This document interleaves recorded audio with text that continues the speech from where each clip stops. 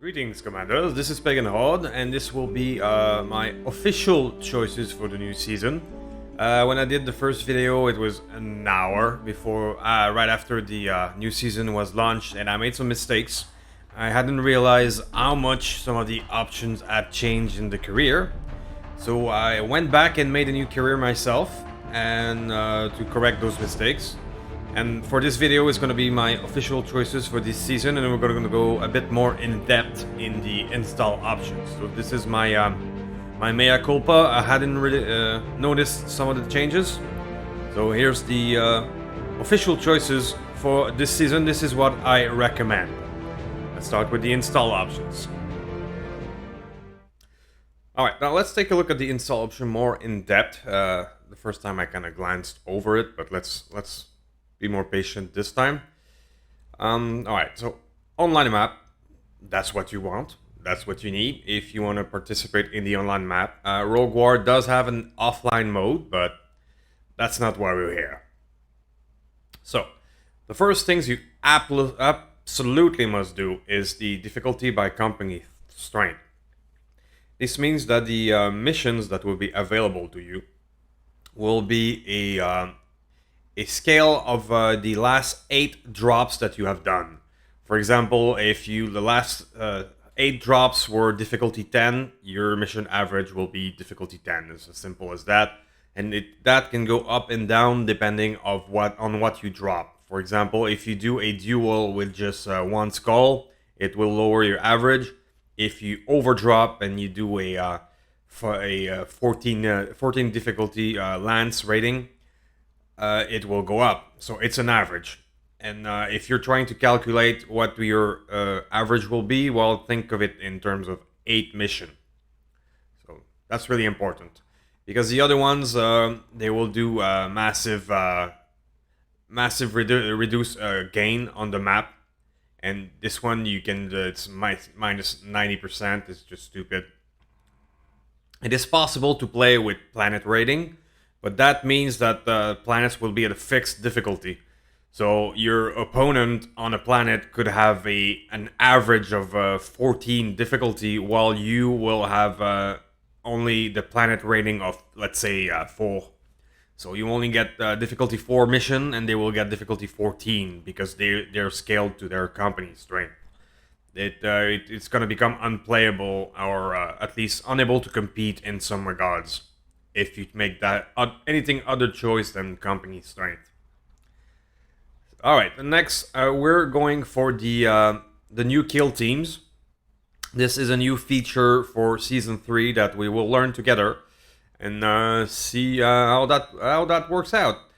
The default enemy support lance was the previous one, which means you can get up to 2 support lance of additional enemies. This new season is some harder target instead of having a larger number of targets.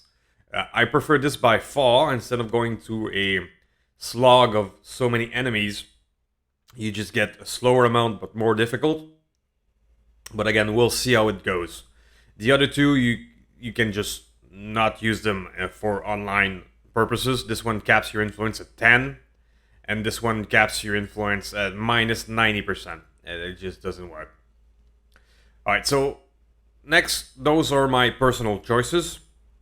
You can do a random combat position that you have never any idea where you or your enemies will spawn.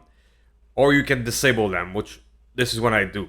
It gives me a minus 2 online progress, but in my experience, random drops are just 2 randoms. You can get screwed over, and it's just, in my opinion, it's not worth the 2%. I prefer to know for vanilla starting position approximately where the enemy will be. So that's that's my personal choice. Same thing for battle deployment. If you do automatic deployment, you're coupled with random. That means you will get dropped wherever. And sometimes you're on the top of a mountain, sometimes in the middle of nowhere. It's too random for me. So you can do only manual which is possible. It's a -2 online progress again, but my preferred type is ask for the manual deployment, because there's some missions like defense, for example, where the regular starting position is in the middle of a base you need to defend. You don't need to manually deploy. So asking is my favorite choice because I can use manual deployment when I need it, and it's the best. It's the best one for my personal choices. Now, convoy, that is when you do an escort mission, whether you control them or not, whether you let the AI control it. This makes no difference at all. It's just a personal choice that I can control the convoy so that it's more efficient. All right, so down to another personal choice. You can increase up to 10% your online progress by selecting larger maps, and it will be 10% too for 66, 5%. But in my opinion, it's not worth it. I do not use this additional percentage because when you do up to 100% increased map, the traversal time, especially in maps that have difficult terrain, can be increased dramatically. The time to encounter the enemy can take forever. You can waste 10 rounds just moving around. I prefer to make things faster, and for that one, I am choosing standard map size, even though I could get additional percent as well. All right. The next one, I do enable allies. They can sometimes be more of a pain than an actual benefit, but it's too useful, especially in the early game. You may want to disable them in the end game where you have a very powerful mech and you don't really need allies to soak up damage, but in the early game I recommend it. And having 4 or 5 additional mechs to help you and soak up damage while when you can barely hit anything, yeah, it helps a lot. So in the past I tried the combat log, but I'm going back to floaty. The combat log, it's a bit harder to see when your pilots are panicked, when they're wounded, that kind of stuff. I prefer to have the visual cue, watch out. I prefer that. So I'm gonna do random run-in this time. It was a mistake choosing the other one. Even if it was plus 1% online progress, the 1% is not worth it for having a stack full of run-in pilot when you start the game. If you choose this, you're just gonna get random gray pilots. If you choose that, you're gonna start with 8 incredibly good pilots. So even for 1%, that's not worth it. So for the rest of this is fairly easy. Just enable everything. Everything. This is the new quick sell for this update, so this is where I'm adding it. So the only thing that I'm changing from past season is that I'm no longer using a nuclear weapon carrier. In season 1, between season 1 and season 2, the nuclear weapon damage got reduced by half, and then at the end of season 2, their cost got doubled. So the half the power, twice the cost for me was what broke the straw. It's no longer worth the risk of getting blown up, because when you choose that, you will get blown up about one mission, 15% of your missions, or approximately 1 out of 6, 1 out of 7. You're gonna start the mission and getting blown up, so that's the risk. The reward was to be able to use them once you get them, but since they've been weakened and they're so much more expensive, I don't think it's worth it anymore. That opinion may change again when we go into kill team mode in the end of the season. Maybe I'll change my mind and start using them again. But for now, they're no longer using them. The risk is not worth the reward, in my own opinion. So the only thing I'm not doing, not selecting in all of this, is the Reno Restoration Story as flashpoints. That's a choice because these flashpoints do not give you much reward in doing them, and you're gonna get them all the time. So they kind of clog up your your potential flashpoints available, so I don't use that one. It's really cool to do the original vanilla stories as a flashpoint, but the reward is not worth it, and you want the real. There's a really good flashpoint out there, and you don't want this one to clog up your available flashpoint. Well, the rest of this is self-explanatory. This is personal choice, of course, speed at maximum. This is ethics choice, so those don't affect your online experience. So this is the choices that I will be making for this season. It's fairly the same thing as before, just no more nuclear weapon carrier, and an explanation of why I choose what I choose. This will give me a 1.22 bonus for online map game. Alright, next thing. Alright, so let's start with the big one. This is what I had not noticed when I first made my my first video. It was how much the parts for mech assembly has changed. Before, 5 parts was considered hard, and you had bonuses for 5, but now it's normal. So I recommend going up to 7 parts for mech assembly. This is gonna make things a lot harder, but it is what's necessary for this playthrough. Now we dropped the Ronin chances from 50 to 10%. This is gonna give us another 10 difficulty. Mech Warrior exponent, we went from normal to slow. This will be neutral. Starting money, just going from 25 to 18. It's gonna give us another 10% for just 700,000 C-bill. That's really worth it. Competitor experience point, it doesn't do much. It's like 1, so keep it normal. Mech Warrior progression, we went with slow. It's gonna suck. Our progression for our XP is gonna suck.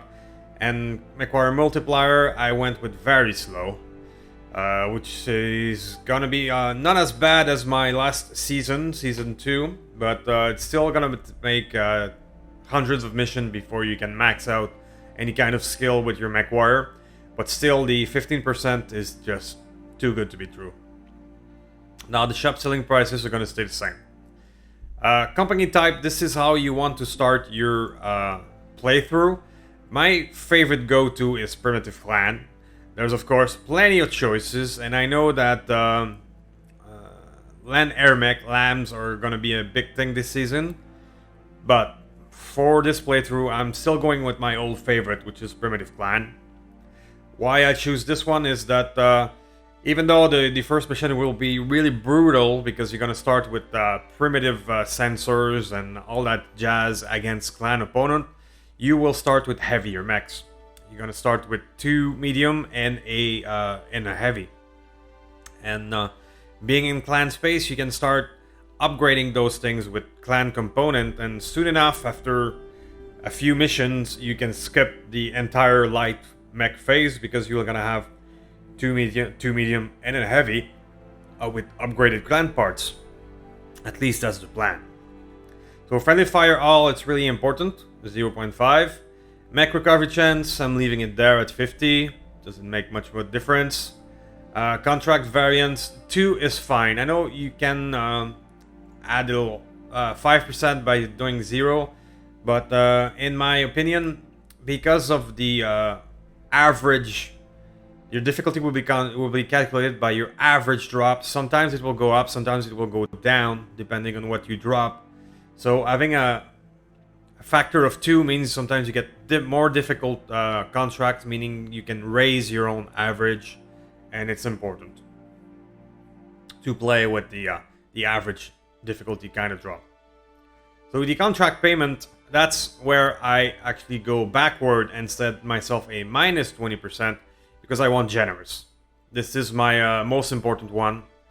Having generous contract payments allow you to not care about money most of the time, and when you get to the end game, you will be paid enough that you, even if you do maximum reputation for missions in order to conquer a planet, you're still gonna get enough money to maintain yourself. So contract payment generous, it's one of the most important choices you can do. So salvage normal, 0.5 fine, advanced mech warrior normal, instead of often, it's just a 2%, but that's fine. Pilot spy system, I went down to 3 for additional 6%.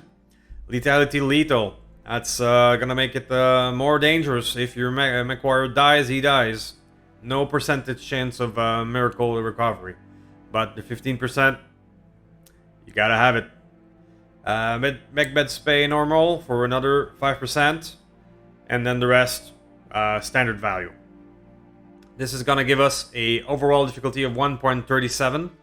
The big mistake that I did in the first video, being excited for the new season now, was not picking up on the parts for assembly. That you needed more to be able to have a better difficulty variant. So this gives us 1.37. It is possible to crank this up more. I mean, you could go full 8, get to 152, but in my opinion, this is where you're gonna get like diminishing return, because with your missions, you're gonna get the maximum. You're gonna hit the maximum at one point, the maximum of reputation you can get per mission, and you're gonna start hitting that ceiling when you're in those numbers with the best missions, of course. But at one point, putting it more difficult on yourself starts being less worth it, diminishing return. So 1.37 here, and the install option is 1.2. So we're gonna get good numbers, and while having generous payment and other stuff to help us out. So those are my official choices, and this is what I recommend for the new Season 3. And I wish you all good luck, because we're all gonna need it when a kill team shows up. See you on the battlefield, Commanders.